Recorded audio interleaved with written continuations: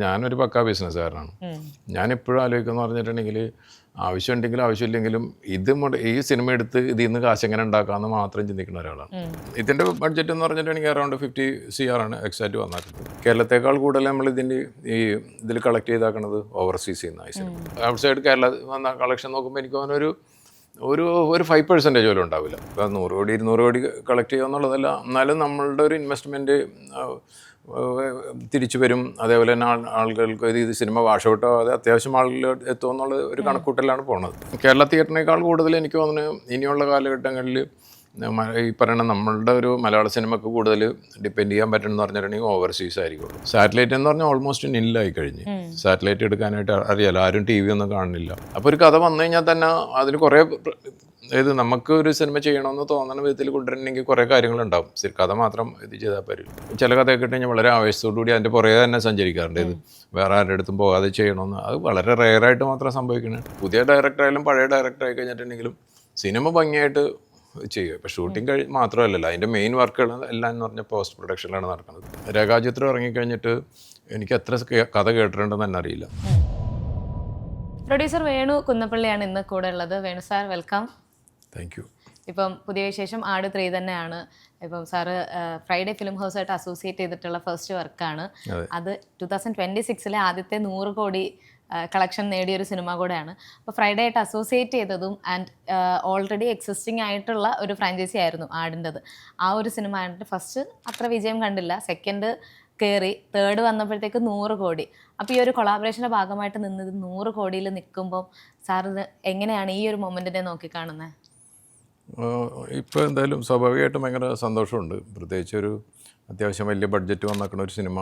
പിന്നെ ഇപ്പോഴൊക്കെ അറിയാമല്ലോ, ഒരു പ്രീ ബിസിനസ് ഒന്നും, അതേ റിലീസിന് മുന്നായിട്ട് ബിസിനസ്സൊന്നും നടക്കാത്തൊരു കാലഘട്ടത്തിൽ നമ്മൾ എത്ര ബഡ്ജറ്റ് ഇട്ട് കഴിഞ്ഞിട്ടുണ്ടെങ്കിലും അത് ഫുൾ റിസ്ക്കിലാണ് തിയേറ്ററിലോട്ട് പോണത്. അപ്പോൾ അത് ജനങ്ങൾ ഏറ്റെടുത്തില്ലെന്നുണ്ടെങ്കിൽ മുടക്കിയേക്കണ പൈസ ഒന്നും പിന്നെ തിരിച്ചു കിട്ടില്ല. അതാണ് നമ്മളിപ്പോൾ കണ്ടുകൊണ്ടിരിക്കുന്നത്. അപ്പോൾ ദൈവത്തിൻ്റെ അനുഗ്രഹം കൊണ്ടും പിന്നെ ജനങ്ങൾക്ക് ആ സിനിമ ഇഷ്ടപ്പെട്ടതുകൊണ്ടും ഈ പറയുന്ന രീതിയിൽ പെട്ടെന്ന് തന്നെ ഒരു 100 കോടിയിലോട്ട് വേൾഡ് വൈഡ് അതിലെത്തി. അപ്പോൾ അതുകൊണ്ട് വളരെയധികം സന്തോഷം. എന്താ വെച്ചിട്ടുണ്ടെങ്കിൽ ഒരു വലിയ റിസ്ക് എന്നുള്ളൊരു റിലീഫാണ് നമ്മൾ ഇത്രയും കളക്ട് ചെയ്ത് കഴിഞ്ഞപ്പോൾ. അത് ഇതിൻ്റെ ഭാഗമാകുമ്പോൾ തന്നെ ഇപ്പം സിനിമ ഓൾറെഡി സ്റ്റാർട്ട് ചെയ്തിട്ട് സാർ ജോയിൻ ചെയ്ത ഒരു സിനിമ കൂടെ ആയിരുന്നു. അപ്പോൾ ആ ഒരു ടൈമിൽ സ്ക്രിപ്റ്റ് കേട്ട് ഇഷ്ടപ്പെട്ടിട്ട് ഞാൻ സെലക്ട് ചെയ്തതെന്നുള്ളത് പറഞ്ഞു. അപ്പോൾ ആ ഒരു ടൈമിൽ ഈ ഒരു മാസീവ് കളക്ഷൻ കിട്ടും എന്നുള്ളത് അന്ന് തോന്നിയിരുന്നു? അല്ല, നമ്മളിപ്പോൾ ഒരു ബഡ്ജറ്റ് പ്ലാൻ ചെയ്തിരുന്നല്ലോ. അപ്പോൾ ബഡ്ജറ്റ് പ്ലാൻ ചെയ്ത് കഴിഞ്ഞപ്പോൾ നമുക്ക് ഏകദേശം ഇത്രയെങ്കിലും കളക്ട് ചെയ്യണം. അതേപോലെ തന്നെ OTT സാറ്റലൈറ്റ് എല്ലാം ഇത്ര ബിസിനസ് കിട്ടണം, എന്നാലും മാത്രമാണ് നമുക്കൊരു പ്രോഫിലോട്ട് പോകാൻ പറ്റുള്ളൂ നമുക്കറിയായിരുന്നു. അപ്പോൾ ഏകദേശം അതായത് ഇതിന് മുന്നേ ഉള്ള ആട് സെക്കൻഡ് എല്ലാം കളക്ട് ചെയ്താക്കണതും പിന്നെ ഈ കാലഘട്ടങ്ങളിൽ ജനങ്ങളെ ഏറ്റെടുത്ത് കഴിഞ്ഞിട്ടുണ്ടെങ്കിൽ പെട്ടെന്ന് കളക്ഷൻ കൂടുന്നുണ്ട്, വൈഡ് റിലീസും അങ്ങനെയൊക്കെ ആയതുകൊണ്ട്. അപ്പോൾ നമ്മൾ സ്വാഭാവികമായിട്ട് ഒരു വലിയ ബിസിനസ് പ്രതീക്ഷിച്ചിരുന്നു. അത് പക്ഷേ ഇത്ര പെട്ടെന്ന് തന്നെ ഒരാഴ്ചക്കുള്ളിൽ 100 crore പോകുമെന്ന് നമ്മൾ പ്രതീക്ഷിച്ചിരുന്നില്ല. എനിക്കൊന്നും ആ സമയത്തൊന്നും വേറെ സിനിമകൾ ഉണ്ടായിരുന്നില്ല. പിന്നെ അതേപോലെ തന്നെ ഈദിൻ്റെ ഹോളിഡേയ്സ് ഉണ്ടായിരുന്നു. പിന്നെ മിഡിൽ ഈസ്റ്റിലാണെങ്കിൽ റംസാൻ കാരണം ഒരു 1 month സിനിമ ഉണ്ടായിരുന്നില്ല. അപ്പോൾ അതുകൊണ്ടൊക്കെ ആയിരിക്കും പെട്ടെന്ന് അങ്ങനത്തെ ഒരു ഇതിലോട്ട് എത്തിപ്പെട്ടത്. പിന്നെ ഈ വാറിൻ്റെ ഇതൊക്കെ കാരണം ആൾക്കാർ കുറേ ദിവസങ്ങളായിട്ട് പുറത്തിറങ്ങാതിരിപ്പുണ്ടായിരുന്നു. അപ്പോൾ അങ്ങനെ സിനിമ വന്നു കഴിഞ്ഞപ്പോൾ പെട്ടെന്ന് തന്നെ എനിക്ക് തോന്നുന്നു കേരളത്തേക്കാൾ കൂടുതൽ നമ്മൾ ഇതിൽ കളക്ട് ചെയ്താക്കണത് ഓവർസീസിൽ നിന്നായി സിനിമ. ഇപ്പം നേരത്തെ പറഞ്ഞു ഇത് ഓൾറെഡി എക്സിസ്റ്റിംഗ് ആയിട്ടുള്ള ഒരു ഫ്രാഞ്ചൈസി ആയിരുന്നു. അപ്പം ആട് അല്ലെങ്കിൽ ഷാജി പാപ്പൻ ആൻഡ് ടീം അല്ലെങ്കിൽ ഇതിലെ എല്ലാ ക്യാരക്ടേഴ്സും അത് പ്രത്യേകിച്ച് ഇനിയും പ്രേക്ഷകരിലേക്ക് പ്രൊമോട്ട് ചെയ്തില്ലെങ്കിൽ പോലും ആളുകൾക്ക് അറിയാം ഓരോ ക്യാരക്ടേഴ്സിനെയും. അവരുടെ ഇതിലിപ്പം എക്സ്ട്രാ അഡീഷണൽ ഒരു ടൈം ലൈൻ വരുന്നതായിരുന്നു. ഇതിലേക്ക് വരുമ്പം ഒരു നമുക്ക് വീണ്ടും എക്സ്പീരിയൻസ് ചെയ്യാൻ പോകുന്ന ഒരു കാര്യം. അപ്പം ഇതിൻ്റെ മാർക്കറ്റിംഗ് സൈഡിലേക്ക് വരുമ്പം ആസ് പ്രൊഡ്യൂസർ ഓൾറെഡി ആൾക്കാർക്ക് അറിയാം, പരിചിതമായതായതുകൊണ്ട് ഇതിൻ്റെ മാർക്കറ്റിംഗ് അപ്പം കുറച്ചും കൂടെ ഈസി ആയിരുന്നോ? ഈസി ആയിരുന്നു. സ്വാഭാവികമായിട്ടും നമ്മളൊരു പുതിയ സിനിമ പുതിയ ആൾക്കാരെ വെച്ച് പരിചയപ്പെടുത്താനേക്കാൾ ഈസി ആയിരുന്നു ഇതിൻ്റെ അടുത്ത്. അത് ജനങ്ങൾ ഒരു ചെറിയൊരു ഭാഗം ജനങ്ങൾ ഇങ്ങനെ ഈ സിനിമയ്ക്ക് വേണ്ടി വെയിറ്റ് ചെയ്തുകൊണ്ടിരിപ്പുണ്ടായിരുന്നു. അതിപ്പോൾ നമ്മൾ റിലീസാവണതിന് മുന്നേ ബുക്ക് മൈ ഷോയിലൊക്കെ അറിയാം പെട്ടെന്ന് തന്നെ. അതായത് ഒരു വലിയ സൂപ്പർ സ്റ്റാറുകളൊന്നും ഇല്ലാത്ത ഒരു സിനിമനെ എങ്ങനെ ഏറ്റെടുക്കണം എന്ന് പറഞ്ഞാൽ ആ ഒറ്റ കാര്യം കൊണ്ട് തന്നെയാണ്. ആൾക്കാർക്ക് അറിയാവുന്ന ഒരു സിനിമ ആയതുകൊണ്ടാണ്. പിന്നെ ഞാൻ ഈ സിനിമയിൽ വന്നത് എൻ്റെ ഒരു ഇതെന്ന് പറഞ്ഞു കഴിഞ്ഞാൽ ഞാൻ ആ കഥ കേട്ട് അല്ലെന്നുണ്ടെങ്കിൽ അതിൻ്റെ സ്ക്രിപ്റ്റ് വായിച്ച് കഴിഞ്ഞിട്ട് എനിക്ക് കിട്ടുന്ന ഒരു എക്സൈറ്റ്മെൻ്റ് ഉണ്ട്. അപ്പോൾ ഞാനതൊരു ബിസിനസ്സായിട്ട് കണക്ട് ചെയ്ത് കഴിഞ്ഞിട്ട് ഓക്കെ ഈ സിനിമ എന്തായാലും ഇപ്പോൾ 100 കോടി 200 കോടി കളക്ട് ചെയ്യുക എന്നുള്ളതല്ല, എന്നാലും നമ്മളുടെ ഒരു ഇൻവെസ്റ്റ്മെൻറ്റ് തിരിച്ചു വരും, അതേപോലെ തന്നെ ആളുകൾക്ക് ഇത് സിനിമ വാഷ് ഔട്ട് ആവാതെ അത്യാവശ്യം ആളുകൾ എത്തുമെന്നുള്ള ഒരു കണക്കൂട്ടലാണ് പോണത്. അപ്പോൾ ആ സ്ക്രിപ്റ്റ് വായിച്ചു കഴിഞ്ഞപ്പോൾ എനിക്ക് അങ്ങനത്തെ ഒരു തോന്നി, ഞാൻ അതുകൊണ്ട് മാത്രമാണ് സിനിമയിൽ ഇതിൻ്റെ ഭാഗമായത്. അങ്ങനെ അതിന്റെ ഭാഗമായിട്ട് തന്നെ മാർക്കറ്റിംഗ് ഒപ്പം അതെ, ഉറപ്പായിരുന്നു. മാർക്കറ്റിംഗ് അത്ര ഈസി ആയിട്ട് നടന്നു. പിന്നെ നമുക്ക് ഇതിൽ ഇത്രയധികം ആർട്ടിസ്റ്റ് ഉള്ളതുകൊണ്ടെന്ന് പറഞ്ഞു കഴിഞ്ഞിട്ടുണ്ടെങ്കിൽ സാധാരണ 2-3 ആർട്ടിസ്റ്റൊക്കെ ഉള്ളതെന്നുണ്ടെങ്കിൽ ഈ പറയുന്ന ഈ ഇൻ്റർവ്യൂ ഇങ്ങനെയുള്ള കാര്യങ്ങൾ ചെയ്യാനായിട്ട് കുറേ ലിമിറ്റേഷൻ ഉണ്ടാവും. അപ്പോൾ ഇതിലങ്ങനെ പ്രശ്നം ഉണ്ടായില്ല, ഒരാളില്ലെങ്കിൽ മറ്റേ ആൾക്കാർ അങ്ങനെ വെച്ച് കഴിഞ്ഞിട്ട് ഒരു ഇതിൽ നിറയണ വിധത്തിലുള്ള രീതിയിൽ ഇൻ്റർവ്യൂ ചെയ്യാൻ പറ്റും. നമുക്ക് ഇഷ്ടംപോലെ കണ്ടന്റുകൾ ഉണ്ടാക്കാനായിട്ടുള്ള ഒരു ഇതുണ്ടായിരുന്നു ഈ സിനിമക്ക് ഉണ്ടായിരുന്നു. അത് ഹ്യൂമർ സിനിമയുടെ ഒരു പ്രത്യേകതയാണ്. അത് ഈസി ആയിട്ട് ജനങ്ങളിലോട്ട് എത്തിക്കാൻ പറ്റും. ഇപ്പം സാറിൻ്റെ ബാക്കി സിനിമകൾ നോക്കിക്കഴിഞ്ഞാൽ ഹ്യൂമർ ടച്ച് ഉള്ള സിനിമകളല്ല അങ്ങനെ ചെയ്തിട്ടുള്ളത്. ഫസ്റ്റ് ടൈമാണ് അത്തരത്തിലുള്ളൊരു സിനിമ കൂടെ പ്രൊഡ്യൂസ് ചെയ്യുന്നത്. പക്ഷെ ഇതിൽ നോക്കിക്കഴിഞ്ഞാൽ ഇതൊരു ഹ്യൂമറും അതുപോലെ തന്നെ ഒരു വേറൊരു ടൈം ലൈനിൽ അത് ഹ്യൂമർ പ്ലസ് ഒരു ഫാൻറ്റസി നമുക്ക് തരുന്ന ഒരു അനുഭവം കൂടെയാണ്. അപ്പം ഇനി അത്തരത്തിലുള്ള കുറച്ച് ജോണേഴ്സ് സാറിൻ്റെ പ്രൊഡക്ഷനിൽ നിന്ന് നമുക്ക് പ്രതീക്ഷിക്കാമോ? അപ്പോൾ അല്ല, ഞാനങ്ങനെ ഇത് ഒരു ഹ്യൂമർ വേണം അടുത്ത് അങ്ങനെ ഒരു പ്രീ പ്ലാനൊന്നും എനിക്കില്ല. എൻ്റെ അടുത്ത് ഇപ്പോൾ പല കെയർ ഓഫിലായിട്ട് ഇഷ്ടംപോലെ കഥകൾ പറയാനായിട്ട് ചിലപ്പോൾ റൈറ്റേഴ്സ് ആയിരിക്കാം, അല്ലെങ്കിൽ സ്ക്രിപ്റ്റ് റൈറ്റേഴ്സ് ആയിരിക്കാം, ചിലപ്പോൾ ഡയറക്ടേഴ്സ് ആയിരിക്കാം, എന്നെ അപ്രോച്ച് ചെയ്യാറുണ്ട്, എൻ്റെ അടുത്ത് പറയാറുണ്ട്. അപ്പോൾ ഇത് കേട്ടുകൊണ്ടിരിക്കണതിൻ്റെ ഒരു 99% നമ്മൾ ചെയ്യാറില്ല. എന്ന് വെച്ചിട്ടുണ്ടെങ്കിൽ നമുക്ക് ആ ഒരു വിശ്വാസം വന്നില്ല, നമുക്കൊരു കഥ കേട്ട് കഴിയുമ്പോൾ ഒരു എക്സൈറ്റ്മെൻറ്റ് തോന്നണില്ല. അപ്പോൾ നമുക്ക് ഇഷ്ടപ്പെടുന്ന ഏത് ജോർണറിലുള്ളതാണെന്ന് അറിയാൻ പറ്റില്ല നാളെ. അപ്പോൾ അത് ചിലപ്പോൾ ഈ പറയണ ഹ്യൂമർ ആയിരിക്കാം, അല്ലെന്ന് എനിക്കൊരു സീരിയസ് ആയിരിക്കാം, വേറെ അങ്ങനത്തെ ആയിരിക്കാം. അതൊന്നുമില്ല, ആകെ നോക്കണത് നമുക്കിഷ്ടപ്പെട്ട. അപ്പോൾ അത് ഇങ്ങനെ സിനിമ ആയി കഴിഞ്ഞിട്ടുണ്ടെങ്കിൽ ജനങ്ങളിലോട്ട് എങ്ങനെ എത്തും ആ രീതിയിൽ. അല്ലെങ്കിൽ നാളെ ഞാനൊരു പ്രേക്ഷകനായിട്ട് തിയേറ്ററിൽ പോയി കഴിഞ്ഞിട്ടുണ്ടെങ്കിൽ സിനിമ ഉണ്ട് എനിക്ക് ഇഷ്ടപ്പെടുമോ. പിന്നെ ഇതിലിവർ പറയുന്ന ആർട്ടിസ്റ്റുകളും ടെക്നീഷ്യനൊക്കെ വെച്ച് കഴിഞ്ഞിട്ടുണ്ടെങ്കിൽ നമുക്ക് OTT സാറ്റലൈറ്റോട്ട് പോയി കഴിഞ്ഞാൽ ഒരു ബിസിനസ്സിന് സാധ്യത ഉണ്ടാകും. നാളെ സിനിമയെല്ലാം പോസ്റ്റ് പ്രൊഡക്ഷൻ കഴിഞ്ഞിട്ടുണ്ടെങ്കിൽ ഇതിനെ മാർക്കറ്റ് ചെയ്ത് കഴിഞ്ഞിട്ടുണ്ടെങ്കിൽ ജനങ്ങളിലോട്ട് കൊണ്ടുപോകാൻ പറ്റിയ ആ സിനിമക്കൊരു വലിപ്പം ഉണ്ടാവും. വലിപ്പം മീൻസ് ബഡ്ജറ്റ് വൈസ് അല്ലാതെ തന്നെ എന്തെങ്കിലും കാണിക്കാനായിട്ടുള്ളതുണ്ട്. ഇങ്ങനെ കുറച്ച് കാര്യങ്ങളൊക്കെയാണ് ഞാൻ നോക്കണം സാധാരണത്തിൽ. ഇപ്പോൾ ഈ കൊളാബറേറ്റീവ് പ്രൊഡക്ഷൻ ആയതുകൊണ്ട് തന്നെ സിനിമയുടെ ബഡ്ജറ്റ് വെളിപ്പെടുത്തിയിട്ടില്ല, എന്നാലും ഒരു 50 കോടിക്ക് മുകളിൽ പോയിട്ടുണ്ട് എന്നുള്ളത് തന്നെ വിജയ് ബാബു തന്നെ പ്രസ് മീറ്റിലൊക്കെ ആയിട്ട് പറയുന്നുണ്ടായിരുന്നു. അപ്പോൾ ഇത്രയും വരുമ്പോഴത്തേക്ക് ഈ കൊളാബറേറ്റീവ് പ്രൊഡക്ഷനിൽ വരുമ്പം എങ്ങനെയാണ് അതിൻ്റെ ഒരു പ്രോസസ്സ് നടക്കുന്നത്? അല്ല, അതിപ്പോൾ ഇതിൻ്റെ ബഡ്ജറ്റ് എന്ന് പറഞ്ഞിട്ടുണ്ടെങ്കിൽ അറൗണ്ട് 50 CR ആണ് എക്സാക്റ്റ് വന്നാക്കുന്നത്. അങ്ങനെ എനിക്ക് തോന്നുന്നു അങ്ങനെ ഒരു എക്സാക്റ്റ് ബഡ്ജറ്റ് ഇതുവരെ നമ്മൾ പറഞ്ഞിട്ടില്ല. ഇപ്പോൾ ബഡ്ജറ്റ് സിനിമ ഇറങ്ങിക്കഴിഞ്ഞിട്ട് നമ്മൾ ബഡ്ജറ്റ് പറയണതിലൊക്കെ എന്തെങ്കിലും പ്രശ്നമുണ്ടെന്ന് എനിക്ക് തോന്നണില്ല. സിനിമ ഇറങ്ങുന്നതിന് മുന്നേ ബഡ്ജറ്റ് പറയുമ്പോൾ എന്ന് പറഞ്ഞാൽ ആൾക്കാരത് പല രീതിയിലായിരിക്കും അത് ഉൾക്കൊള്ളണം. അപ്പോൾ അതുകൊണ്ട് മാത്രമാണ്. പിന്നെ നമുക്ക് ഇതുവരെയുള്ള നമ്മുടെ ഒരു എക്സ്പീരിയൻസ് അറിഞ്ഞിട്ട് ഒരു സിനിമയുടെ ബഡ്ജറ്റ് പറഞ്ഞ് ആൾക്കാരെ കൺവിൻസ് ചെയ്യിക്കാനാ ഇതൊന്നും ഒരിക്കലും ആൾക്കാർക്ക് അറിയേണ്ട ആവശ്യമില്ല. ബഡ്ജറ്റ് ആൾക്കാർ കാണുമ്പോൾ അത് എൻജോയ് ചെയ്യേണ്ട, അല്ലാന്നുണ്ടെങ്കിൽ അവർ കൊടുത്താക്കണം പൈസയൊക്കെ ഉള്ള സിനിമ ഉണ്ട് ഇതുണ്ടാകുന്ന മാത്രമാണ് അത് നോക്കണം. അത് നമ്മളിപ്പം 100 കോടി എന്ന് പറഞ്ഞിട്ടുണ്ടെങ്കിലും ഇല്ലെങ്കിൽ 5 കോടി എന്ന് പറഞ്ഞിട്ടുണ്ടെങ്കിലും ആൾക്കാർക്ക് ഒരേപോലെ തന്നെയാണ്. ആൾക്കാരെ സംബന്ധിച്ച് ഒരു സിനിമനെ ആകർഷിക്കണമെന്ന് പറഞ്ഞാൽ വേറെ പല ഘടകങ്ങളാണ്, ബഡ്ജറ്റല്ല. അപ്പം നമ്മളെ ഏകദേശം ഇത് ഇതാക്കണം എന്ന് പറഞ്ഞിട്ടുണ്ടെങ്കിൽ ഒരു 50 CR അടുത്താണ് നമ്മളുടെ എല്ലാം ഈ പറയണ പോസ്റ്റ് പ്രൊഡക്ഷനും അതിൻ്റെ ബാക്കിയുള്ള എല്ലാ ഇതും കൂടി ഇൻക്ലൂഡിങ് മാർക്കറ്റിംഗ് എല്ലാം കൂടി വന്നാക്കണം എന്ന് പറഞ്ഞാൽ ഏകദേശം ആ ഒരു ഇതാണ് വന്നാക്കണം. അപ്പോൾ നമ്മളൊരു വേറെ ഇത് പാർട്ണർഷിപ്പിൽ പോകുന്ന സമയത്ത് നമ്മൾ ആദ്യം തന്നെ ഒരു എഗ്രിമെൻറ്റ് ഉണ്ടാക്കിയാണല്ലോ, എത്ര % ഇൻവെസ്റ്റ്മെൻറ്റ് റിട്ടേൺ എങ്ങനെയാണ്, അങ്ങനെ പ്രോപ്പർ ഒരു എഗ്രിമെൻ്റ് ആയിട്ടാണ്. ഇപ്പം നമ്മൾ മാത്രമല്ല എല്ലാവരും പോണത്. ചില ആൾക്കാർ മാത്രം ഇപ്പോൾ മലയാളത്തിൽ അറിയാം ഈ പറയുന്ന എഗ്രിമെൻറ്റിൽ നിന്ന് മാറി കഴിഞ്ഞിട്ടും അതിൽ നിന്ന് കുറേ പൈസ ഒക്കെ അടിച്ച് മാറ്റാൻ പോകും. അപ്പോൾ കേസും കാര്യങ്ങളായിട്ട് നമ്മളിപ്പോൾ ന്യൂസ് കണ്ടുകൊണ്ടിരിപ്പുണ്ട്, അങ്ങനെ സംഭവിക്കാറുണ്ട്. അപ്പോൾ നമ്മളൊക്കെ അത് വളരെ പ്രൊഫഷണലായിട്ട് തന്നെയാണ് ഡീൽ ചെയ്യുന്നത്. ഞാനായി കഴിഞ്ഞാൽ ഫ്രൈഡേ ഫിലിംസ് ആയാലും അങ്ങനെ തന്നെയാണ് പോകുന്നത്. ഇപ്പോൾ സാറിൻ്റെ ഒരു സിനിമകൾ നോക്കിക്കഴിഞ്ഞാലും ഇപ്പം കഴിഞ്ഞ വർഷത്തെ ഫസ്റ്റ് ഹിറ്റ് എന്ന് പറയുന്ന രേഖാചിത്രമായിരുന്നു. അപ്പം ഈ വർഷവും ആദ്യത്തെ ഇപ്പോൾ പറഞ്ഞ 100 കോടി കളക്ഷൻ നേടിയൊരു ഹിറ്റ് എന്ന് പറയുന്നതാണ്. അപ്പം എങ്ങനെയാണ് സാറ് ശരിക്കും ഒരു സ്ക്രിപ്റ്റ് കേട്ടിട്ട് അത് ചൂസ് ചെയ്യുന്നത്? ഇത് ഹിറ്റ് അടിക്കും എന്നുള്ളൊരു തോന്നലും കൂടെ വരണമല്ലോ, പ്രൊഡക്ഷൻ സൈഡിൽ നിന്നാകുമ്പോഴത്തേക്കിന് ആ ഒരു സാധനം കൂടെ സേഫ് ആക്കണമല്ലോ. എങ്ങനെയാണ് അപ്പോൾ ആ സ്ക്രിപ്റ്റുകൾ? അല്ല, അത് ഇപ്പം ഞാൻ പറഞ്ഞില്ല, ഇപ്പോൾ കാവ്യ ഫിലിംസിൻ്റെ എന്ന് പറഞ്ഞിട്ടുണ്ടെങ്കിൽ നമ്മുടെ കൂടെയുള്ള ആൾക്കാർ അല്ലെങ്കിൽ നമ്മുടെ ഫ്രണ്ട്സ് അങ്ങനെ പല ആൾക്കാരും എൻ്റെ അടുത്ത് പറയാറുണ്ട് ഒരു കഥ കേൾക്കുമോ എന്നൊക്കെ ചോദിക്കുമ്പോൾ ഞാൻ അവരോട് ചോദിക്കാറുണ്ട് സാധാരണ നിങ്ങൾ കേട്ടതാണെന്ന് ചോദിച്ചിട്ടുണ്ടെങ്കിൽ ചിലപ്പോൾ അവർക്ക് ഭയങ്കര ഇഷ്ടപ്പെട്ടതൊക്കെ ആയിരിക്കും. പക്ഷേ അത് എൻ്റെ അടുത്ത് വന്നു കഴിഞ്ഞിട്ടുണ്ടെങ്കിൽ അത് അബ്സല്യൂട്ട്ലി എൻ്റെ ഒരു ഇഷ്ടമാണ്. ഞാൻ ഇതുവരെയും ചെയ്താക്കുന്ന സിനിമകളെല്ലാം ആ രീതിയിലാണ്. അതിലിപ്പോൾ എന്നെ ആരെങ്കിലും ഇത് കൺവിൻസ് ചെയ്യുക അല്ലെങ്കിൽ അതിപ്പോൾ എന്നൊരു പറയണമെന്ന് വെച്ചിട്ടുണ്ടെങ്കിൽ ഇതുവരെ ഇറങ്ങിയാക്കണതിൽ ഏറ്റവും സൂപ്പറാണ്, 100 കോടി എന്താ ഉറപ്പെന്നൊക്കെ പറഞ്ഞിട്ടാണ് വന്നത്. അപ്പോൾ ഓരോരുത്തരുടെ വിശ്വാസമാണ്. പക്ഷെ അത് എനിക്കും കൂടി വിശ്വസിച്ച് കഴിഞ്ഞിട്ട് ഏതെങ്കിലും ഒരു സിനിമ ഭയങ്കരമായിട്ട് കളക്ട് ചെയ്യുന്നതിനേക്കാൾ കൂടുതൽ ഞാൻ നോക്കണം എന്ന് പറഞ്ഞിട്ടുണ്ടെങ്കിൽ ഈ സിനിമയായിട്ട് തിയേറ്ററിലോട്ട് വന്നു കഴിഞ്ഞിട്ടുണ്ടെങ്കിൽ ആൾക്കാർ ഒരു മോശം സിനിമയാണെന്ന് പറയരുതെന്നുള്ളത് ആഗ്രഹമുണ്ട്. അപ്പോൾ ഓരോ കഥ കേൾക്കുമ്പോഴും എനിക്ക് ആ ഒരു വിശ്വാസം അനുസരിച്ചിട്ടാണ് ഞാൻ ചെയ്യുന്നത്. ഇപ്പോൾ രേഖാചിത്രം വന്ന് ആ കഥ പറഞ്ഞ് ഓൺ ദ സ്പോട്ട് ഞാനത് കൺഫേം ആയത്. എന്താ വെച്ചിട്ടുണ്ടെങ്കിൽ എനിക്കൊന്ന് 100% ഉറപ്പാണ് ഇതൊരു സൂപ്പർ ഹിറ്റ് സിനിമ ആവുമെന്ന് എനിക്ക് അത്ര ഉറപ്പായിരുന്നു. അപ്പോൾ എനിക്ക് ആ കഥനോടുള്ള ഒരു ഇതുകൊണ്ടായിരുന്നു, അത് അങ്ങനെ തന്നെ സംഭവിച്ചിട്ടുണ്ട്. പിന്നെ ഇപ്പോൾ ഈ ആട് 3 ആണെങ്കിലും വിജയ് ബാബു വന്നു കഴിഞ്ഞിട്ട് എൻ്റെ അടുത്ത് പറഞ്ഞു കഴിഞ്ഞപ്പോൾ എനിക്കറിയാം ഇതൊരു മോശമല്ലാത്തൊരു സിനിമ ആയിരിക്കുമെന്ന് എനിക്ക് ഉറപ്പുണ്ടായിരുന്നു. പ്രത്യേകിച്ച് അതിൻ്റെ ഡയറക്ടറിൻ്റെ ഒരു ഇതുണ്ടല്ലോ, ഒരു കഥ മാത്രം കേട്ടാൽ പോരാ, അത് എക്സിക്യൂട്ട് ചെയ്യാനായിട്ടുള്ള കഴിവ് ഈ ഡയറക്ടറിന് ഉണ്ടാകുന്നുള്ളതാണ്. അപ്പോൾ മിഥുൻ മാനുവൽ ഓൾറെഡി പ്രൂവ് ചെയ്തിട്ടുള്ളതാണ്. ഇപ്പോൾ രേഖാചിത്രമാണെന്നുണ്ടെങ്കിൽ ജോഫിൻ പ്രീസ്റ്റ് ചെയ്തിട്ടുള്ളതാണ്. അപ്പോൾ നമ്മൾ ഓരോ സിനിമകൾ കഥ കേൾക്കുമ്പോൾ ഓക്കെ ഇവർക്കിത് ചെയ്യാനായിട്ടുള്ള കപ്പാസിറ്റി ഉണ്ടെന്ന് മനസ്സിലാവും. അങ്ങനെ തന്നെയാണ് ഞാൻ സിനിമ ചെയ്തുകൊണ്ടിരിക്കുന്നത്. ശരിക്കും ഈ പ്രൊഡക്ഷൻ ചെയ്യുമ്പം സിംഗിൾ ആയിട്ടുള്ളൊരു പ്രൊഡ്യൂസർ ആയിരിക്കും അതോ കൊളാബറേറ്റീവ് പ്രൊഡക്ഷൻ ആയിരിക്കുമോ കുറച്ചുകൂടെ ഈസി ആയിട്ട് ചെയ്യാൻ സാധിക്കുന്നത്? ഈസി ആയിട്ട് എനിക്ക് തോന്നുന്നത് സിംഗിൾ ആയിട്ടുള്ളത് തന്നെയാണ് ചെയ്യുന്നത്. നമ്മൾ ഇവിടെ പലരും ആൾക്കാരെന്ന് പറഞ്ഞിട്ടുണ്ടെങ്കിൽ ഫൈനാൻഷ്യൽ ഒരു ഇതില്ലാത്തതുകൊണ്ടൊക്കെയാണ് സാധാരണ ഇതിൽ ഈ പറയുന്ന പാർട്ണർഷിപ്പിനായിട്ട് പോണത്. അപ്പോൾ പക്ഷെ ഞാനിപ്പോൾ മിക്ക സിനിമകൾ ചെയ്യുന്ന പറഞ്ഞിട്ടുണ്ടെങ്കിൽ അവരുടെ അടുത്ത് ഒരു പ്രൊജക്റ്റ് വന്ന് അവർക്കത് തന്നെ ചെയ്യാൻ പറ്റണില്ല, അവർക്കൊരു കോ പ്രൊഡ്യൂസർ വേണം. അപ്പോൾ എന്നെ അപ്രോച്ച് ചെയ്യുമ്പോൾ എനിക്ക് ആ കഥ ഇഷ്ടപ്പെട്ട് അതിനൊരു ബിസിനസ് സാധ്യത ഉണ്ടെന്ന് പറഞ്ഞു കഴിഞ്ഞിട്ട് ഞാൻ അതിലോട്ട് ചെല്ലണത്. അങ്ങനെയാണ് സംഭവിച്ചുകൊണ്ടിരിക്കുന്നത്.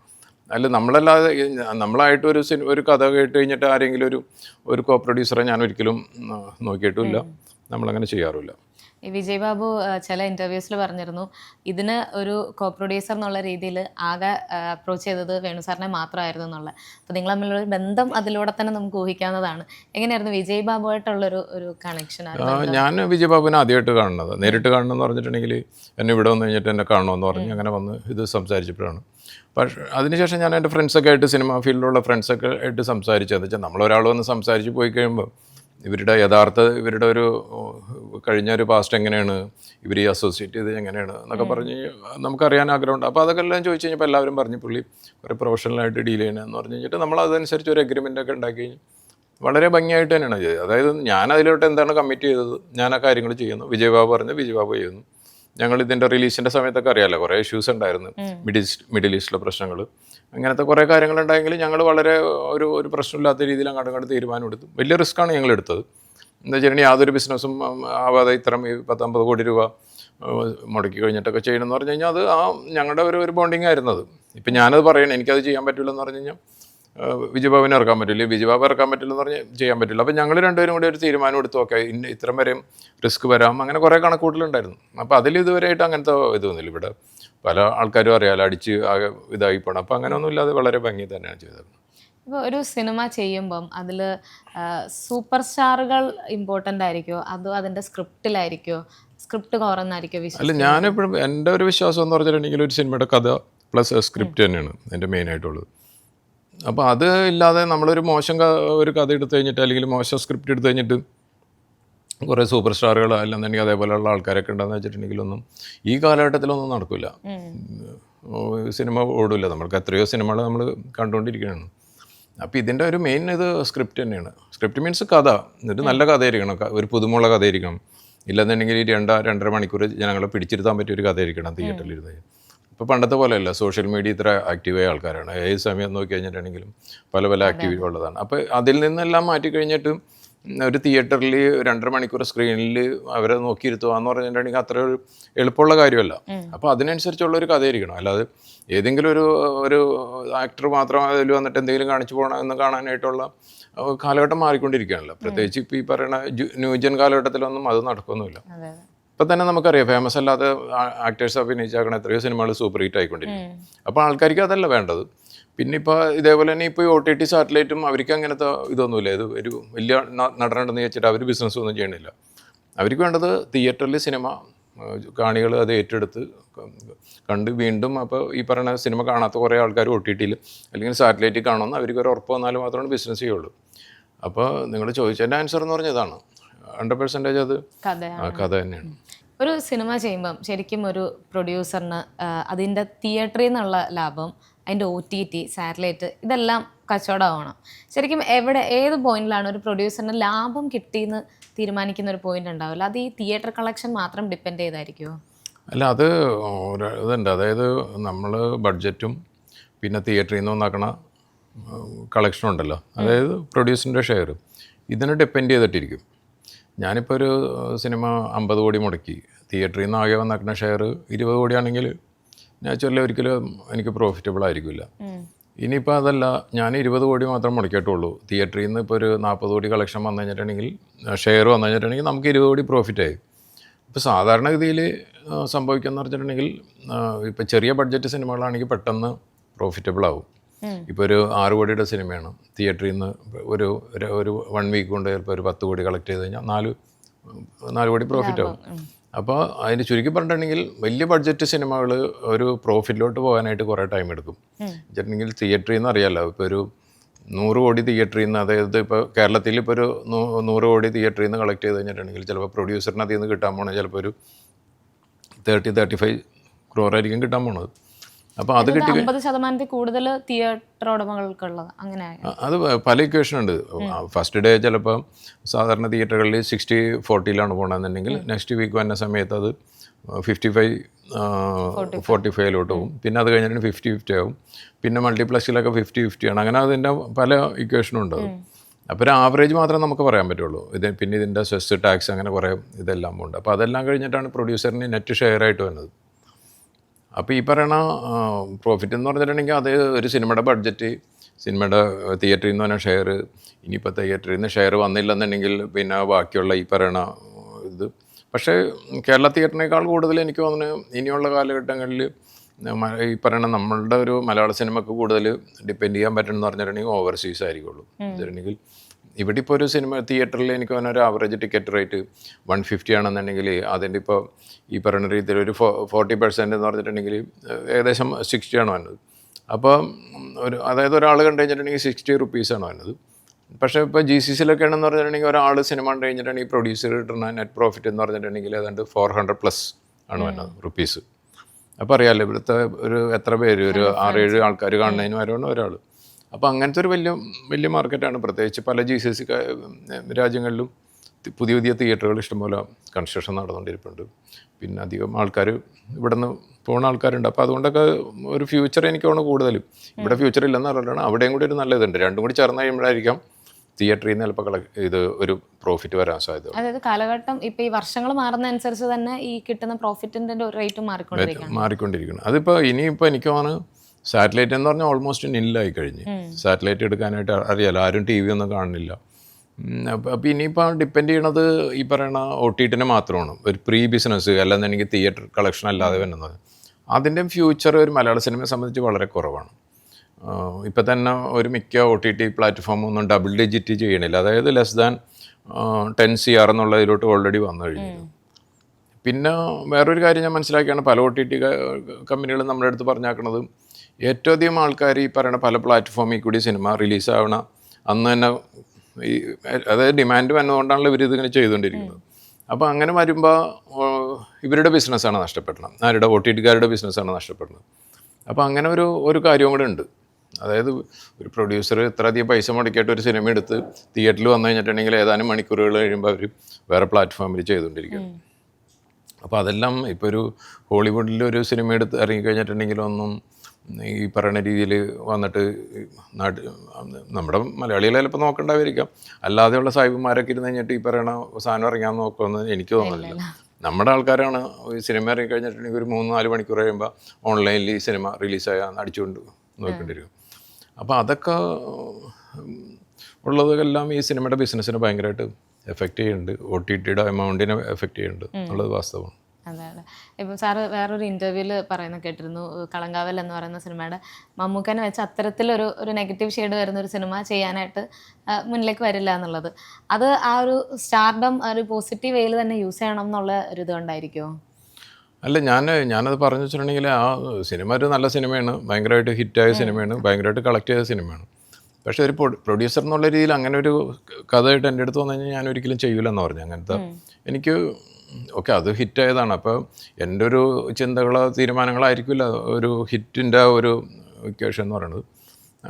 അത് മമ്മൂക്കനെ പോലെ ഒരാൾ എൻ്റെ ഒരു മനസ്സിൽ എന്ന് പറഞ്ഞിട്ടുണ്ടെങ്കിൽ വേറൊരു രീതിയിലാണ് എനിക്കിഷ്ടപ്പെട്ടത്. നമുക്കിപ്പോൾ എന്ത് വേണമെങ്കിലും ചിന്തിക്കാനായിട്ടുള്ള ഇതെല്ലാവർക്കും ഉണ്ടല്ലോ, സ്വാതന്ത്ര്യം ഉണ്ടല്ലോ. അപ്പോൾ ആ രീതിയിൽ ഞാനന്ന് പറഞ്ഞത് മാത്രമേ ഉള്ളത്.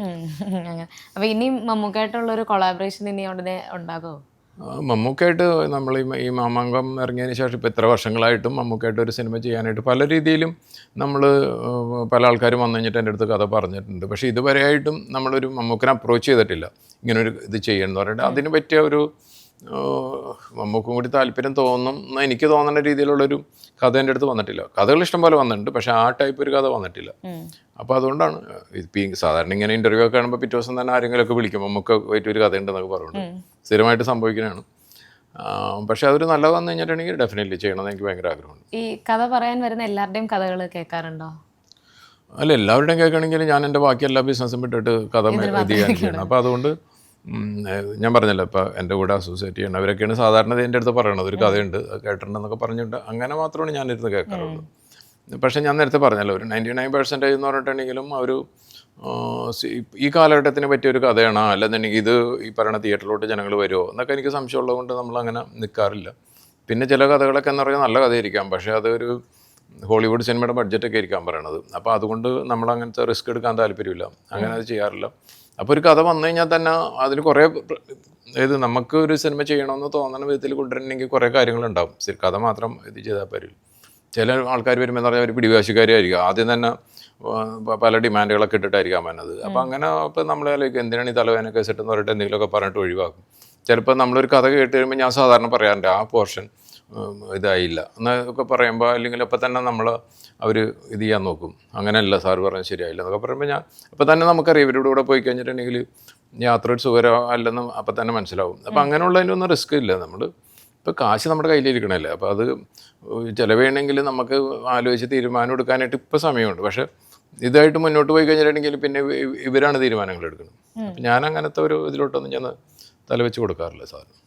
ഇപ്പോൾ ഈ മലയാള സിനിമയുടെ ഒരു ഗ്രാഫ് മാറുന്നൊരു കാലം കൂടാണല്ലോ. ഇപ്പോൾ കഴിഞ്ഞൊരു 2 വർഷത്തോളമായിട്ട് മലയാള സിനിമ ഇങ്ങനെ ഒരു പാൻ ഇന്ത്യൻ ലെവലിൽ ഇങ്ങനെ ചർച്ചയായിക്കൊണ്ടിരിക്കുന്നു. ഒരുപാട് ക്വാളിറ്റിയുള്ള സിനിമകൾ വരുന്നു. അപ്പോൾ ഈ ഒരു ഇൻഡസ്ട്രിയുടെ ഭാഗമായിട്ട് നിന്ന് നല്ല സിനിമകൾ നമുക്ക് സമ്മാനിച്ചിട്ടുള്ളൊരു പ്രൊഡ്യൂസറും കൂടെയാണ്. അപ്പോൾ ഈ ഒരു ഇൻഡസ്ട്രിയുടെ ഭാഗമായിട്ട് തന്നെ ഇങ്ങനെ നിൽക്കുമ്പം മലയാള സിനിമയുടെ ഒരു വളർച്ച കാണുമ്പം എന്താണ് തോന്നിയിട്ടുള്ളത്? അല്ല, മലയാള സിനിമകൾക്ക് എപ്പോഴും ഒരു ഇത് കേട്ടാക്കണതാണ് ഈ പാൻ ഇന്ത്യ എന്നുള്ളൊരു വാക്കിൽ കേട്ടിട്ടുണ്ട്. പക്ഷേ സത്യത്തിൽ പറഞ്ഞിട്ടുണ്ടെങ്കിൽ ഞാൻ നേരത്തെ പറഞ്ഞ പോലെ ഔട്ട്സൈഡ് ഇന്ത്യയിൽ നിന്ന് കിട്ടണതിൻ്റെ എനിക്ക് തോന്നുന്നു 10% പോലും ഈ പാൻ ഇന്ത്യ എന്ന് കിട്ടണില്ല. പാൻ ഇന്ത്യ മീൻസ് നിങ്ങൾ ഉദ്ദേശിക്കുന്നത് കേരളത്തിന് പുറത്തുള്ളതാണല്ലോ. അത് വളരെ എന്തെന്നാ പറയണത്, വളരെ ശോകമാണ്. അവിടെ നിന്ന് തന്നെ കളക്ഷൻ നോക്കി കഴിഞ്ഞിട്ടുണ്ടെങ്കിൽ വളരെ കുറവാണ്. അത് ഇന്ന സ്റ്റേറ്റ് എന്ന് ഞാൻ പറയണില്ല. നമ്മൾ അവിടുത്തെ സിനിമയൊക്കെ വന്നു കഴിഞ്ഞിട്ടുണ്ടെങ്കിൽ ഇവിടുത്തെ ഏത് സൂപ്പർ ഹിറ്റ് സിനിമേനേക്കാൾ കൂടുതൽ ഇഷ്ടപ്പെടുകയും കാണുകയും ഈ പറയുന്ന വെളുപ്പിന് ഷോ ഉണ്ടെങ്കിൽ പോയി കാണുകയൊക്കെ നമ്മുടെ ശീലം. പക്ഷേ അവിടെയൊക്കെ ചെന്ന് കഴിഞ്ഞിട്ടുണ്ടെങ്കിൽ ഈ പറയുന്ന പാൻ ഇന്ത്യ എന്ന് പറഞ്ഞിട്ട് ഒന്നുമില്ലെന്നാണ് പറഞ്ഞാൽ ചിലപ്പോൾ ഏതെങ്കിലുമൊക്കെ സിനിമകൾ അങ്ങനെ ഓടിയുണ്ടാവായിരിക്കാം. പക്ഷേ പൊതുവെ കളക്ഷൻ വളരെ കുറവാണ് ശരിക്കും പറഞ്ഞിട്ട്. നമ്മൾ മിഡിൽ ഈസ്റ്റിലൊക്കെ ആയിട്ടെന്ന് പറഞ്ഞാൽ നമുക്ക് കമ്പയർ ചെയ്യാനും പറ്റില്ല. ഇപ്പോൾ ആട് തന്നെ നമുക്ക് നോക്കി അറിയാം. ഞാനിപ്പോൾ ഈ പറയുന്ന ഔട്ട്സൈഡ് ഇന്ത്യ, അതായത് GST+ ഓൾ വേൾഡ്, അതായിട്ട് കമ്പയർ ചെയ്യുമ്പോൾ അവിടെ നിന്ന് ഒന്നാക്കുന്ന കളക്ഷനായിട്ട് കമ്പയർ ചെയ്യുമ്പോൾ ഔട്ട്സൈഡ് ഇന്ത്യ ഔട്ട്സൈഡ് കേരള വന്ന കളക്ഷൻ നോക്കുമ്പോൾ എനിക്ക് തോന്നുന്നൊരു 5% പോലും ഉണ്ടാവില്ല. അപ്പം നമ്മൾ ഈ പാൻ ഇന്ത്യ എന്ന് പറഞ്ഞിട്ട് പോയിട്ട് കാര്യമില്ല. ഞാനിപ്പം സാധാരണ നമ്മുടെ അടുത്ത് കഥ പറയുമ്പോൾ അവർ എപ്പോഴും പറയേണ്ടത് നമുക്കിത് 4 ലാംഗ്വേജിൽ ഡബ് ചെയ്യണം, അത് ചെയ്യണം, ഇത് ചെയ്യണം. ഞാനപ്പോൾ അതിനെല്ലാം ഞാൻ പറഞ്ഞത് മലയാള സിനിമയാണ്, നമുക്ക് ഭംഗിയായിട്ട് മലയാളത്തിൽ ഇറക്കാം. എന്നിട്ട് ആ മലയാള സിനിമനെ കൊണ്ടുപോയി കഴിഞ്ഞിട്ട് നമുക്ക് ബാക്കിയുള്ള സ്ഥലത്ത് കാണാം. അല്ലാതെ ഈ മലയാള സിനിമനെ നമ്മൾ വേറെ ലാംഗ്വേജിലോട്ടൊക്കെ ഡബ് ചെയ്ത് കഴിഞ്ഞിട്ട് അവരിതിനെ ഏറ്റെടുക്കുക പറഞ്ഞിട്ടുണ്ടെങ്കിൽ വളരെ റെയറായിട്ട് മാത്രമാണ്. അപ്പോൾ അതിനുവേണ്ടി നമ്മൾ ഡബ്ബിങ്ങിന് ഒരു കോസ്റ്റ് ഉണ്ടല്ലോ, ഒരു 10 lakhs 12 lakhs ഒക്കെ ഒരു പ്രോപ്പർ ഡബ്ബിങ് ആണ്. അപ്പോൾ നമ്മളിപ്പോൾ ഒരു 5 ലാംഗ്വേജ് ഡബ് ചെയ്യണ സമയത്ത് ചിലപ്പോൾ ഒരു 60 lakhs ഒക്കെ വരും. അത് കഴിഞ്ഞ് കഴിഞ്ഞിട്ടുണ്ടെങ്കിൽ അവിടെ കാണുന്ന ആൾക്കാരെന്ന് പറഞ്ഞിട്ടുണ്ടെങ്കിൽ 500 600 ഒക്കെ ആയിരിക്കും ഈ ലാംഗ്വേജിൽ. അപ്പോൾ അതുകൊണ്ട് ഞാൻ അതിനെ എൻ്റർടൈൻ ചെയ്യാറില്ല. അത് ക്വാളിറ്റി വ്യത്യാസം വരുന്നുണ്ടെങ്കിലും അതിൽ നിന്ന് പ്രോഫിറ്റ് അധികം വരുന്നില്ല. അതാണ് സത്യം. അപ്പം ഇനിയും ഇപ്പം പുതിയ സംവിധായകർക്ക് അവസരം കൊടുക്കാൻ താല്പര്യമുള്ളൊരു പ്രൊഡ്യൂസറാണെന്നൂടെ കേട്ടിട്ടുണ്ട്. എങ്ങനെയാണ് അപ്പം സാറിനെ എങ്ങനെയായിരിക്കും ഒരു പുതിയ ഡയറക്ടർ അല്ലെങ്കിൽ പുതിയ എഴുത്തുകാരനെ അപ്രോച്ച് ചെയ്യാനായിട്ട് സാധിക്കുന്നത്? ഞാൻ നേരത്തെ പറഞ്ഞില്ലേ, ഇപ്പോൾ എൻ്റെ നമ്പർ അറിയാവുന്ന ആൾക്കാരാണെങ്കിൽ എന്നെ വിളിക്കാറുണ്ട്. സാധാരണ രീതിയിൽ വാട്സപ്പിൽ കഴിഞ്ഞിട്ടുണ്ടെങ്കിൽ ഞാനത് കുറേ അധികം ആൾക്കാർ സ്ഥിരമായിട്ട് എനിക്ക് എവിടെ നിന്നാണ് കിട്ടണമെന്ന് എനിക്കറിയില്ല. നല്ല ഈ പറയുന്ന സോഷ്യൽ മീഡിയയിലൊക്കെ തപ്പിയിട്ട് ഇതൊക്കെ അയക്കാറുണ്ട്. ഇല്ലെങ്കിൽ മെസ്സഞ്ചറിൽ അയക്കാം. അങ്ങനെയൊക്കെ പറഞ്ഞെങ്കിൽ ഞാൻ അതിനൊന്നും റിപ്ലൈ സാധാരണ ഇതിൽ അയക്കാറില്ല. ഇപ്പം ആദ്യം കൂടുതൽ ചെയ്യണമെന്ന് പറഞ്ഞിട്ടുണ്ടെങ്കിൽ എൻ്റെ കൂടെയുള്ള ആൾക്കാർ അല്ലെങ്കിൽ എൻ്റെ സിനിമ ഓൾറെഡി ചെയ്താക്കണ ചില ഡയറക്ടേഴ്സ് അല്ലെങ്കിൽ അതിൻ്റെ DOP അങ്ങനെയുള്ള ആൾക്കാരൊക്കെ എനിക്ക് എൻ്റെ നമ്പർ ഉണ്ടെങ്കിൽ പറയും ഇങ്ങനെ ഒരാളുണ്ട്, ഒരു കഥ ഒന്ന് കേൾക്കണം, നല്ല ആളാണ് കഥ എന്നൊക്കെ. അങ്ങനെയാണ് എന്നെ കൂടുതൽ അപ്രോച്ച് ചെയ്യണതാണ്. അങ്ങനെയുള്ള സമയത്ത് എനിക്ക് ടൈമുള്ള അനുസരിച്ച് കഴിഞ്ഞിട്ട് ഞാൻ കഥ കേൾക്കാറുണ്ട്. അപ്പം ഞാനൊരിക്കലും ഒരു പുതിയ ഡയറക്ടറാണ് പഴയ ഡയറക്ടറാണ് ഇതൊന്നും ഞാൻ നോക്കാറില്ല. കഥ കേട്ട് കഴിഞ്ഞിട്ടുണ്ടെങ്കിൽ എൻ്റെ ഒരു എക്സൈറ്റ്മെൻറ്റ് ഉണ്ടല്ലോ, അത് വെച്ചിട്ട് മാത്രമാണ് ഞാൻ മുന്നോട്ട് പോകുന്നത്. ഇംപ്രസ് ചെയ്യിക്കുക എന്നുള്ളതാണല്ലേ 100%. എനിക്ക് അത് ഇഷ്ടമായി കഴിഞ്ഞിട്ടുണ്ടെങ്കിൽ ഞാൻ പിന്നെ അത് ഇത് ചെയ്യുക എന്നുള്ളത് ഞാൻ ചില കഥയൊക്കെ ഇട്ട് കഴിഞ്ഞാൽ വളരെ ആവേശത്തോടുകൂടി അതിൻ്റെ പുറകെ തന്നെ സഞ്ചരിക്കാറുണ്ട്. ഇത് വേറെ ആരുടെ അടുത്തും പോകാതെ ചെയ്യണമെന്ന്. അത് വളരെ റെയറായിട്ട് മാത്രം സംഭവിക്കണേ. പ്രത്യേകിച്ച് നമുക്ക് ഇഷ്ടപ്പെടുന്ന അങ്ങനത്തെ കഥകൾ വളരെ കുറവാണ് തന്നെ ശരി. ഇപ്പം സാറിൻ്റെ ഭാഗത്തു നിന്നുള്ളായിരുന്നു 2018 എന്ന് പറയുന്ന സിനിമ. അത് ഒരു ആഗോളതലത്തിൽ പോവുകയൊക്കെ ചെയ്തിട്ടുണ്ടായിരുന്ന ഒരു സിനിമ കൂടെ ആയിരുന്നു. അപ്പം അതിൽ ജൂഡ് ആൻ്റണി പോലുള്ളൊരു സംവിധായകൻ്റെ കൂടെ വർക്ക് ചെയ്തു, ഇപ്പം ജോഫിൻ എന്ന സംവിധായകനോട് വർക്ക് ചെയ്തു, മിഥുൻ മാനുവൽ.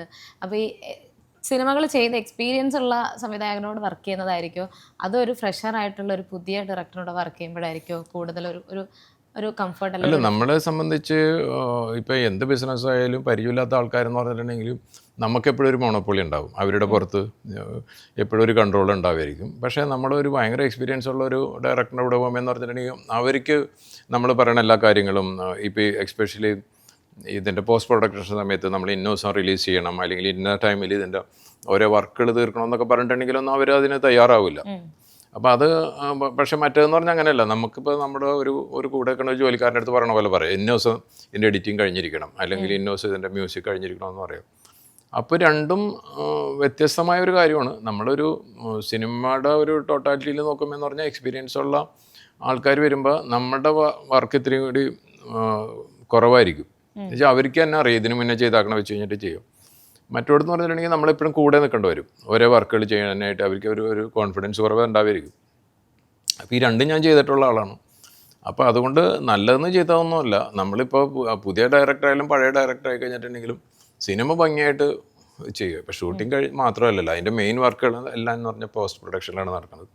അപ്പോൾ അതിലാണ് ഒരു ഡയറക്ടർ ഇപ്പോൾ ഈ ഒരു ഷൂട്ടിംഗ് നടക്കുമെന്ന് പറഞ്ഞിട്ടുണ്ടെങ്കിൽ അവർക്ക് ഇപ്പോൾ ഈ പറയുന്ന ഡയറക്ടറിന് പല ഹെൽപ്പുകളുണ്ടാവും. ഈ പറയുന്ന DOPയുടെ അടുത്തുനിന്ന്, ക്യാമറമാൻ്റെ അടുത്ത് ഉണ്ടാവുമായിരിക്കാം, അല്ലെങ്കിൽ അതിലെ സെറ്റിലുള്ള ചീഫ് ഇതുണ്ടാവുമായിരിക്കാം, ഇല്ലെങ്കിൽ ആർട്ടിസ്റ്റ് തന്നെ ചിലപ്പോൾ എക്സ്പീരിയൻസ് ഉള്ള ആർട്ടിസ്റ്റുകളാണെങ്കിൽ അവർ വന്ന് ഇപ്പോൾ എല്ലാം മോണിറ്ററിൻ്റെ പുറയിലുള്ള കളികളാണ്. അപ്പോൾ അവർ തന്നെ വന്നിട്ട് പറയും, സാർ ഇത് ശരിയായില്ല അല്ലെങ്കിൽ ഇത് ഒന്നും കൂടി രണ്ടാമതെടുക്കാൻ, അങ്ങനെ ചെയ്യാനായിട്ട് ഇതുണ്ട്. പക്ഷേ അത് കഴിഞ്ഞ് കഴിഞ്ഞിട്ട് ഒരു പോസ്റ്റ് പ്രൊഡക്ഷനിലോട്ട് പോകുമ്പോൾ എന്ന് പറഞ്ഞിട്ടുണ്ടെങ്കിൽ ഒരു എല്ലാത്തിൻ്റെ ഫൈനൽ കോൾ എന്ന് പറഞ്ഞാൽ സാധാരണ ഇതിൽ ഡയറക്ടറാണ്. വെച്ചിട്ടുണ്ടെങ്കിൽ ഇത്തരം ആൾക്കാർ വന്നു കഴിഞ്ഞിട്ട് അവിടെ ഇരിക്കണില്ല. ഇപ്പോൾ ഒരു എഡിറ്റ് ചെയ്ത് ചിലപ്പോൾ കുറച്ച് പേര് കാണണ്ടാവും അതിൽ. പക്ഷേ മ്യൂസിക് കഴിഞ്ഞ് കഴിഞ്ഞിട്ടുണ്ടെങ്കിൽ അതിൻ്റെ മിക്സിങ്ങിൽ വരുമ്പോൾ അല്ലെങ്കിൽ ഒരു VF ഷോട്ടിൻ്റെ വർക്ക് കഴിഞ്ഞ് വരുമ്പോൾ ഇങ്ങനത്തെ പല കാര്യങ്ങളിലെന്ന് പറഞ്ഞിട്ടുണ്ടെങ്കിൽ ചിലപ്പോൾ ഒരു ഇൻഡിപെൻഡൻ്റ് ആയിട്ട് ഇത് ചെയ്യേണ്ടി വരും. അപ്പോൾ അത് ഓരോരുത്തരുടെ ഒരു ടാലൻ്റാണത്. അങ്ങനത്തെ ഒരു ടാലൻ്റ് ഇല്ലാത്ത സിനിമകളാണ് നമ്മൾ സാധാരണ തിയേറ്ററിൽ വരുമ്പോൾ ഈ പറഞ്ഞ അടപടലം ഇതൊക്കെ സംഭവിക്കുന്നത്. ഇപ്പോൾ ഈ ചില സിനിമകൾ നോക്കിക്കഴിഞ്ഞാൽ, ഇപ്പോൾ മോസ്റ്റ്ലി ഫെസ്റ്റിവൽ മൂവീസ് നോക്കിക്കഴിഞ്ഞാൽ അത് ഫെസ്റ്റിവലിന് വന്നു കഴിഞ്ഞാൽ പിന്നീട് അതിന് ചിലപ്പം റിലീസ് ചെയ്യാനായിട്ട് ആളുകളിലേക്ക് എത്തിക്കാനായിട്ട് തിയേറ്റേഴ്സ് കിട്ടാറില്ല, അല്ലെങ്കിൽ ഒരു OTT പ്ലാറ്റ്ഫോം കിട്ടാറില്ല. അപ്പം സാറിന് അതിൻ്റെ ഒരു കോൾ എന്തായിരിക്കും? ലൈക്ക് നല്ല ക്വാളിറ്റി ഉള്ള സിനിമകളായിരിക്കും, പക്ഷേ പ്രേക്ഷകരിൽ എത്തിക്കാനായിട്ട് ഒരു സോഴ്സസും ഉണ്ടാവാറില്ലല്ലോ. അല്ല, ഞാൻ ആലോചിക്കാറുണ്ട് ഇങ്ങനെ ഈ പ്രേക്ഷകരിലോട്ട് എത്താത്ത ഇങ്ങനത്തെ സിനിമ എടുക്കണവർക്ക് എന്തിനു വേണ്ടിയാണ്, അതിൻ്റെ ഒരു ചേതവികാരം എന്താണെന്ന് എനിക്ക് മനസ്സിലായിട്ടില്ല. അതായത് നമ്മുടെ കയ്യിലിരിക്കണ പൈസ മുടക്കി കഴിഞ്ഞിട്ട് എത്ര ചെറിയ സിനിമയാണെങ്കിലും ഒരു 25 ലക്ഷം അല്ലെങ്കിൽ 50 ലക്ഷം മുടക്കേണ്ടി വരുമല്ലോ. അത് ഇറക്കി കഴിഞ്ഞിട്ട് കുറച്ച് ഫെസ്റ്റിവലിനൊക്കെ കൊണ്ടുപോയി അത് കഴിഞ്ഞ് കഴിഞ്ഞിട്ട് തിയേറ്ററിലോട്ട് വന്നില്ല, പിന്നെ അതിൽ നിന്ന് ഒരു ഇൻകം ജനറേറ്റ് ചെയ്യണില്ല, അങ്ങനെയൊക്കെ പലരും സിനിമ എടുക്കാറുണ്ട്. അതെനിക്ക് തോന്നുന്നു അവർക്ക് ഒരു ആത്മസംതൃപ്തി ആയിരിക്കാം അതുകൊണ്ട് അങ്ങനെ സിനിമ എടുക്കുമെന്ന്. അല്ലാതെ നമ്മളൊരു ഞാൻ പലപ്പോഴും ആലോചിച്ചിട്ടുള്ള കാര്യം എന്തിനു വേണ്ടിയാണ് ഇവരിത് ചെയ്യണമെന്ന് എനിക്ക് മനസ്സിലായി. എന്നെ തന്നെ പലരും അപ്രോച്ച് ചെയ്തിട്ടുണ്ട്. ഒരു നല്ലതാണ്, നമുക്ക് ഇന്ന അവാർഡിനെ കൊണ്ടൊക്കെ. ഞാൻ പറഞ്ഞു ഓക്കെ, അവാർഡിന് പോയി അതിനുശേഷം എന്താണ്, ഞാൻ ഈ മുടക്കിയ പൈസ അവിടെ നിന്ന് കിട്ടും. അപ്പോൾ അതിനൊരു ഇതില്ല. അപ്പോൾ ഇതാണ് പറയണത്. അവർക്കാലും എനിക്ക് തോന്നുന്നു അവിടെ സ്റ്റേജിലൊക്കെ കയറി അവാർഡ് മേടിക്കാനായിട്ട് അല്ലെങ്കിൽ അതിൻ്റെ കൂടെ നിൽക്കാനുള്ള ഒരു ആവേശമൊക്കെ ആയിരിക്കാം. കൊമേഴ്ഷ്യൽ സിനിമകൾ മാത്രമാണ് അതിൽ ഫോക്കസ്. സത്യം, അത് ഞാനൊരു പക്കാ ബിസിനസ്സുകാരനാണ്. ഞാനെപ്പോഴും ആലോചിക്കുന്ന പറഞ്ഞിട്ടുണ്ടെങ്കിൽ ആവശ്യമുണ്ടെങ്കിലും ആവശ്യമില്ലെങ്കിലും ഈ സിനിമ എടുത്ത് ഇതിൽ നിന്ന് കാശ് എങ്ങനെ ഉണ്ടാക്കാമെന്ന് മാത്രം ചിന്തിക്കുന്ന ഒരാളാണ്. പക്ഷേ അവിടെ ക്വാളിറ്റിയും ഇമ്പോർട്ടൻ്റ് ആണ്. അതെ, അല്ല അത് ഓട്ടോമാറ്റിക്കായിട്ട് അത് വന്നോലെ, അല്ലെങ്കിൽ പിന്നെ സിനിമ തിയേറ്ററിൽ നിലനിൽക്കില്ല. അപ്പം എന്നാലും ഇപ്പോൾ സിനിമകൾ പിക്ക് ചെയ്യുന്നത് ഒരു ബ്രേക്ക് ഇട്ട് ഇപ്പോൾ രേഖാചിത്രം ഇറങ്ങിയ ഒരു 1 ഇയർ കഴിഞ്ഞിട്ടാണ് ആട് റിലീസ് ആവുന്നത്. സിനിമകൾ ഇറങ്ങുന്നതിൽ ഒരു ബ്രേക്ക് ഉണ്ടാവുമല്ലോ. അപ്പോൾ അടുത്ത സിനിമ ഉടനെ ആയിരിക്കുമോ ഇതുപോലൊരു ബ്രേക്ക് കഴിഞ്ഞു? അല്ല, ഞാൻ പറഞ്ഞില്ല, അതായത് രേഖാചിത്രം ഇറങ്ങിക്കഴിഞ്ഞിട്ട് എനിക്ക് എത്ര കഥ കേട്ടിട്ടുണ്ടെന്ന് തന്നെ അറിയില്ല. ഞാനങ്ങനെ ഒരു ആവേശത്തിൽ പോയി കഴിഞ്ഞിട്ട് അയ്യോ രേഖാചിത്രം ഇറങ്ങി 6 മാസം കഴിഞ്ഞാൽ ഇപ്പം തന്നെ ഒരു സിനിമ ചെയ്യണമെന്ന് പറഞ്ഞിട്ട് അങ്ങനെ ഒരിക്കലും ഞാൻ ചിന്തിക്കാത്ത ആളാണ്. ഞാനതാ പറഞ്ഞ ഒരു പക്കാ ബിസിനസ്സാണ്. അതായത് എനിക്ക് പറ്റിയത്, അതായത് തിയേറ്ററിൽ ഇത് അത്യാവശ്യം ഓടും, അല്ലെങ്കിൽ ഞാൻ മുടക്കിയ പൈസ കിട്ടും, ഇതിൽ നിന്നൊരു പ്രോഫിറ്റിനുള്ള സാധ്യത ഉണ്ടെന്നൊക്കെ ഒരു തോന്നണ ഒരു കഥയും ഇതൊക്കെ വന്നാലും മാത്രമേ ഞാൻ സിനിമ ചെയ്യുള്ളൂ. എൻ്റെ അടുത്ത് പല ആൾക്കാരും വന്നിട്ട് എന്നെ ഇമ്പ്രൂസ് ചെയ്യാനായിട്ട് പല കാര്യങ്ങളൊക്കെ പറഞ്ഞെങ്കിൽ ഞാൻ ഒരിക്കലും സിനിമ ചെയ്യില്ല. ഇനിയിപ്പോൾ ചിലപ്പോൾ എൻ്റെ ജീവിത അവസാനം വരെ അങ്ങനത്തെ ഒരു കഥ കിട്ടിയില്ലെങ്കിൽ ഞാൻ ഒരിക്കലും സിനിമ ചെയ്യില്ല. അത്രേ ഉള്ളൂ, സിമ്പിളായിട്ട്. അല്ലാതെ വന്നു കഴിഞ്ഞിട്ട് നമ്മളയ്യോ ലേറ്റായിപ്പോയി ഈ വർഷം ഒരു സിനിമ ചെയ്യണമെന്നൊന്നും ഒരിക്കലും ചിന്തിക്കില്ല. അപ്പോൾ അടുത്തത് ഇതുവരെ തീരുമാനിച്ചിട്ടില്ല? അല്ല, അടുത്ത് അതിനിടയ്ക്ക് നല്ല കഥകൾ കിട്ടിയിട്ടുണ്ട്. അപ്പോൾ അതിൻ്റെ ഇപ്പം വർക്ക് നടന്നുകൊണ്ടിരിക്കുകയാണ്. രണ്ട് സിനിമയുടെ പ്രീ പ്രൊഡക്ഷൻ വർക്ക് നടന്നുകൊണ്ടിരിക്കുകയാണ്. അപ്പം ഞാൻ ഈ പറയണ കേട്ട് കഴിഞ്ഞിട്ട് നാളെ അത് സൂപ്പർ ഹിറ്റ് ആവുമെന്നല്ല പറയണത്. പക്ഷേ എനിക്കത് ഇഷ്ടമായിരുന്നു ആ കഥകൾ. അതിനൊരു സാധ്യത ഉണ്ടെന്നാണ് വിചാരിച്ചേക്കണം. ഇനിയിപ്പോൾ അത് ജനങ്ങളിലോട്ട് വരുമ്പോൾ ജനങ്ങളാണ് തീരുമാനിക്കേണ്ടത്. ഇപ്പം പറഞ്ഞത് ശരിയായിരുന്നു അല്ലെങ്കിൽ അത് അങ്ങനത്തെ ഇതാണെന്ന് ജനങ്ങളാണ് തീരുമാനിക്കുന്നത്. ഓക്കെ. അപ്പോൾ എന്തായാലും കാവ്യ ഫിലിംസ് എന്ന ഒരു കമ്പനി ഇപ്പം ഒരു ബ്രാൻഡായി തന്നെ മാറിയിരിക്കുകയാണ്. എൻ്റെ കൂടെ തന്നെ വേണുകുന്നപ്പിള്ള എന്ന പേരും ഒരു ബ്രാൻഡായി തന്നെ മാറിയിരിക്കുകയാണ്. പ്രേക്ഷകർക്ക് നല്ല സിനിമകൾ കാണാൻ പറ്റുന്ന ഒരു കൊടുക്കുന്ന ഒരു പ്രൊഡക്ഷനായിട്ട് തന്നെ മാറിയിരിക്കുകയാണ്. അപ്പോൾ ഈ ഒരു പ്രൊഡക്ഷനിൽ നിന്ന് ഇനിയും ഒരുപാട് നല്ല സിനിമകൾ കാണാൻ സാധിക്കട്ടെ. And congrats. ഇപ്പം 100 കോടി കഴിഞ്ഞു, ഈ വർഷത്തെ ഫസ്റ്റ് 100 കോടി കഴിഞ്ഞിട്ട് ഇപ്പോഴും ഹൗസ്ഫുൾ ആണ്. നോക്കുമ്പോഴൊക്കെ തന്നെ നല്ല രീതിയിൽ പോകുന്നുണ്ട്. ഇപ്പം പ്രത്യേകിച്ച് വെക്കേഷനൊക്കെ തുടങ്ങിയല്ലോ. ഇപ്പോൾ ഈ സ്കൂളിലും കോളേജിലൊക്കെ പഠിച്ച സ്റ്റുഡൻസ് ഒക്കെ ഫാമിലി ആയിട്ട് വരാൻ തുടങ്ങിയിരുന്നു. അപ്പോൾ എനിക്ക് തോന്നുന്നു ഇനിയും ചിലപ്പോൾ ഒരാഴ്ച അല്ലെങ്കിൽ ചിലപ്പോൾ ഒരു 2 ആഴ്ചയൊക്കെ ഇനിയും തിയേറ്ററിൽ സിനിമ പോകാനായിട്ടുള്ള സാധ്യതയുണ്ട്. അപ്പോൾ എന്തായാലും thank you so much sir. ഒരുപാട് സന്തോഷം. Thank you so much. ഇനി വരുന്ന വർക്കുകളും ഇതുപോലെ തന്നെ വലിയ വലിയ ഹിറ്റുകളാവട്ടെ. Thank you so much. Okay.